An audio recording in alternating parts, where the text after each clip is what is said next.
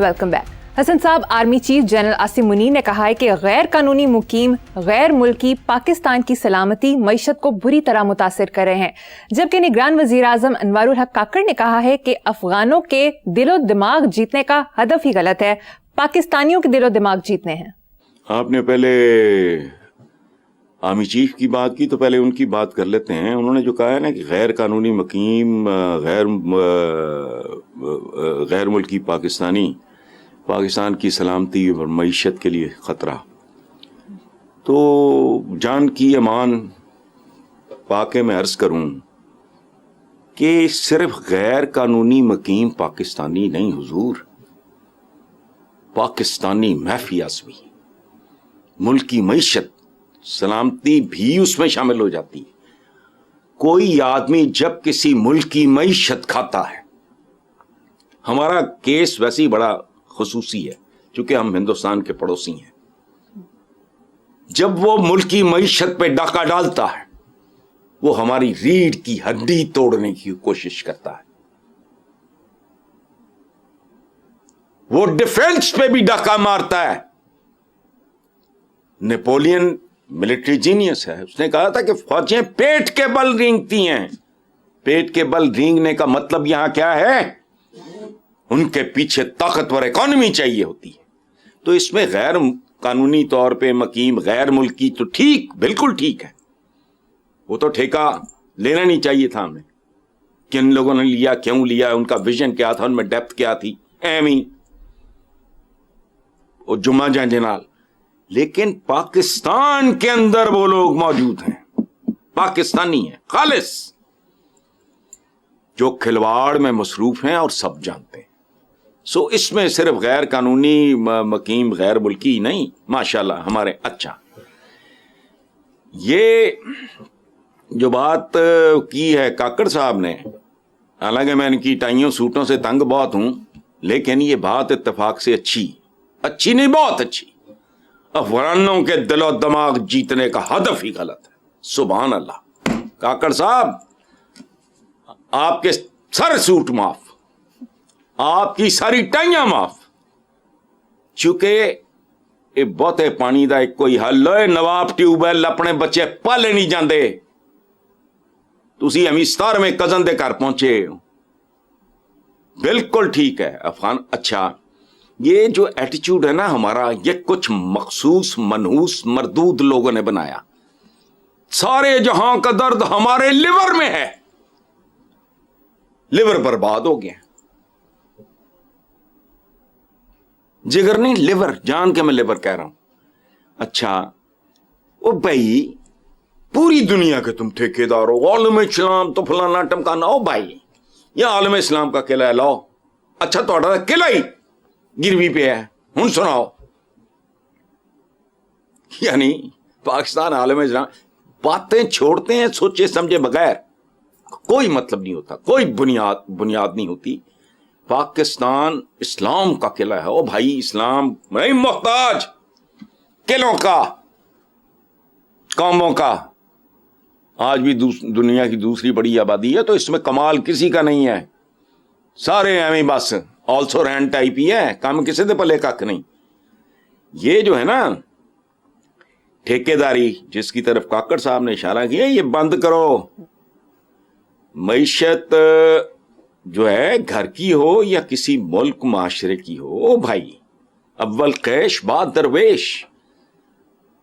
اپنے آقا کے ہدایات ہی پڑھ لو.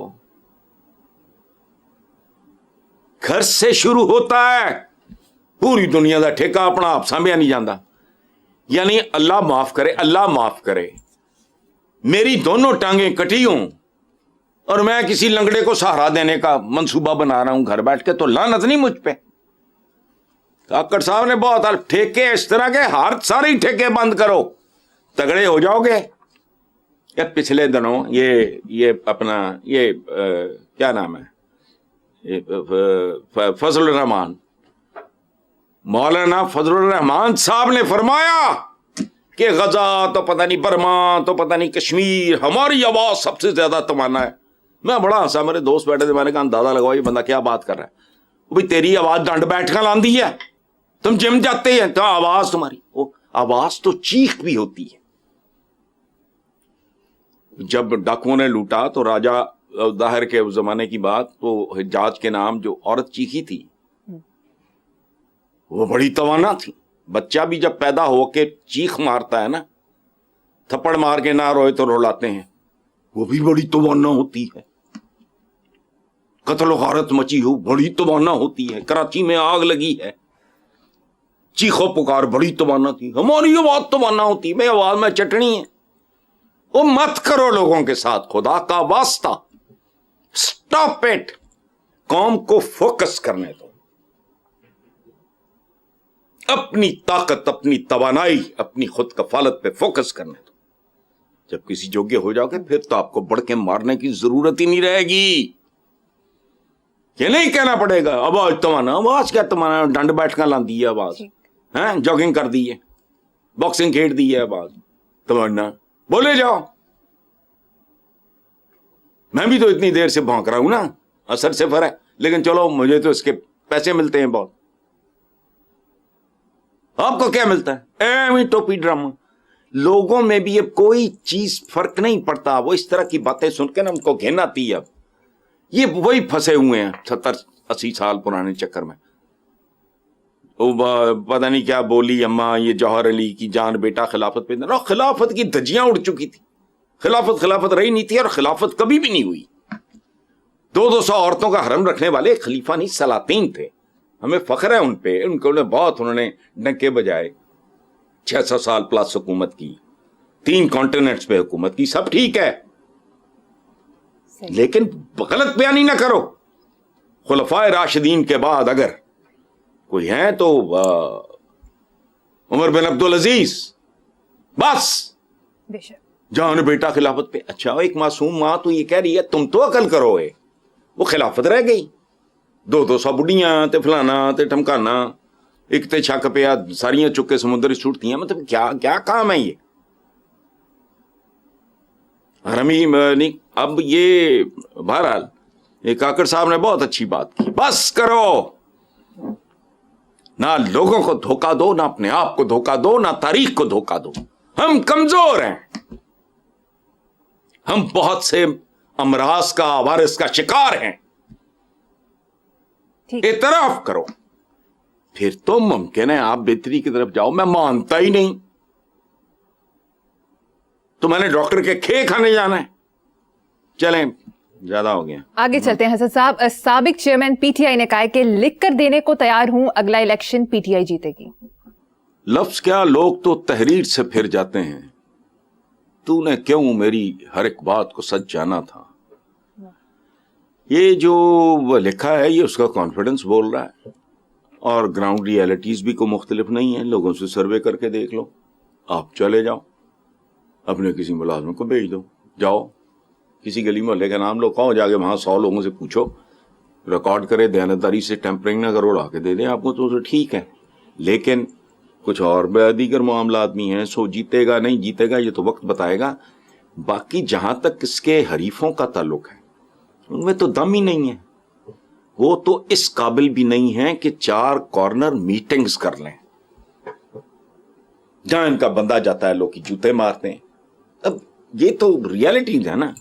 اگر اس میں ہاں اس نے جیل میں بیٹھ کے کر دیا ہے وہ اپنی ٹائپ کا ہے. اور میں تو ذاتی دوستوں میں یہ بات کرتا ہوں، آج یہاں بھی سن لو، عمران کا ایک ہی علاج ہے. پوچھو کیا حسن صاحب؟ نہیں پہلے پوچھو. اقتدار دے کے 2 سال بعد دیکھ لو.